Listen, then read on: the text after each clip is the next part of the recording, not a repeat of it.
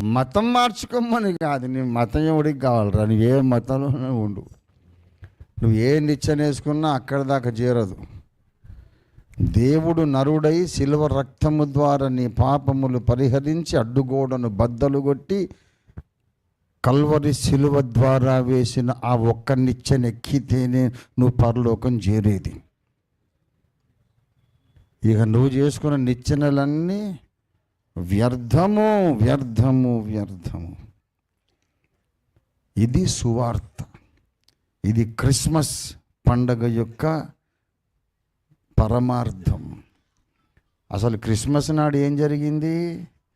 ఏదెను తోటలో జరిగిన పతనానికి, విధ్వంసానికి, వినాశనానికి క్రిస్మస్ నాడు పరిష్కారం ఆరంభమైంది. దేవునికి స్తోత్రం కలుగునుగాక. హల్లెలూయా, హల్లెలూయా. దేవునికి స్తోత్రం కలుగునుగాక. ఆ గొప్పనికి స్తోత్రం కలుగునుగాక.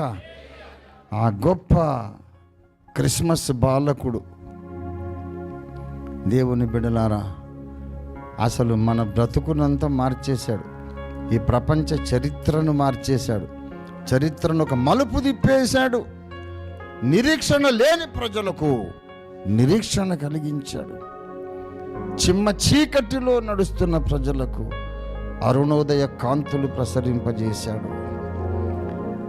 ఆ మహత్తర సంఘటన ఈ నెలలోనే మనం జరుపుకోబోతున్నాం. పండగ పండగ పండుగ అంటే పండగ. దేవునికి స్తోత్రం కలుగును గాక. మానవ జాతికే పర్వదినం. మానవ జాతిలో ఉన్న అన్ని జాతులకు, అన్ని దేశాలకు, అన్ని భాషలకు, అన్ని సంస్కృతులకు, మనిషి అన్న ప్రతివాడికి ఇది పండగ. దేవునికి స్తోత్రం కలుగును గాక. హల్లెలూయా, హల్లెలూయా. క్రైస్తవుడిగా జీవించు, క్రైస్తవుడిగానే మరణించు. ఎవడు దేని గురించి అన్నా గర్వించని. అవతల చీరలేని నిచ్చెనలు పట్టుకొని ఎంత గర్విస్తేంలో. మన నిచ్చెన దేవుడే దిగి వచ్చి వేసిన నిచ్చెన. ఇది దేవుడు ఏర్పరిచిన రక్షణ సంకల్పము. దేవునికి స్తోత్రం కలుగును గాక. మతాలన్నీ ఒకటే మూటన గడితే కూడా నీకేం అర్థం కాదు. నాస్తికులు ఏమనుకుంటారంటే అన్ని మతాలు క్రైస్తవ మతం అంతా ఒకటే అనుకుంటున్నారు.